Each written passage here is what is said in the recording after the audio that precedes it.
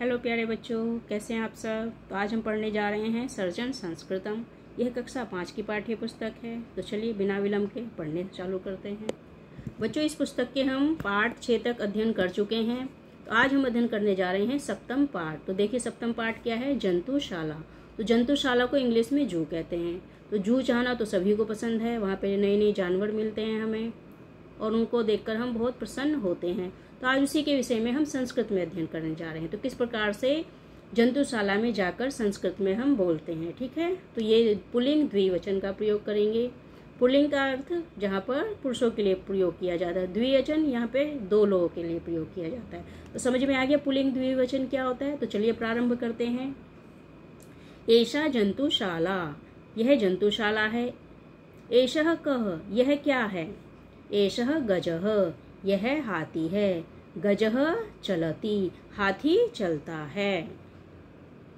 एतो को, ये 2 क्या है। एतो हरिणोः, ये 2 हिरण हैं। हरिणो धावतः, हिरण दौड़ते हैं। तो यहाँ पर देखिए जंतुशाला में हाथी भी होता है और हिरण भी होते हैं। अब देखिए अगले तरफ पढ़ते हैं हम। एतो बको, ये 2 एतो बको,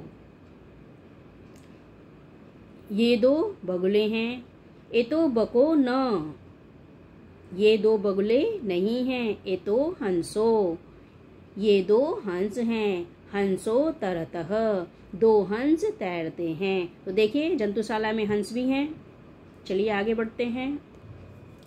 एषः कः, यह क्या है। एषः शुकः, यह तोता है। शुकः हरितः, तोता हरा है। हरितः शुकः खादति, हरा तोता खाता है। एतो को, ये 2 क्या हैं। एतो मयूरः, ये 2 मोर हैं। मयूरः नृत्यतः, 2 मोर नाचते हैं। देखिए मोर भी हैं जंतुशाला में और तोता भी है। अब चलिए आगे बढ़ते हैं। एतो को कूदतः, ये 2 कौन कूदते हैं। एतो वानरोः, ये 2 बंदर हैं। वानरोः कूदतः, बंदर कूदते हैं। तो बच्चों पसंद आया आपको जंतुशाला में घूमना। तो देखिए आज संस्कृत में हम जंतुशाला में हमने बातें की हैं। तो आशा करती हूँ ये अच्छे से समझ में आया होगा। तो चलिए आगे इसके शब्दार्थ देखते हैं। शब्दार्थ में क्या है। जंतुशाला चिड़ियाघर जू। तरतः तैरते हैं स्विम। एतो ये दोनों, दीज 2 मैस्कुलाइन जेंडर के लिए है ये। शुकः तोता पैरेट। को कौन 2 हु। खादती खाता है ईट्स, ये जो है हु मैस्कुलाइन जेंडर के लिए है। चलिए हरिणोः 2 हिरण 2 डियर्स। हरितः हरा ग्रीन। धावतः दौड़ते हैं रन।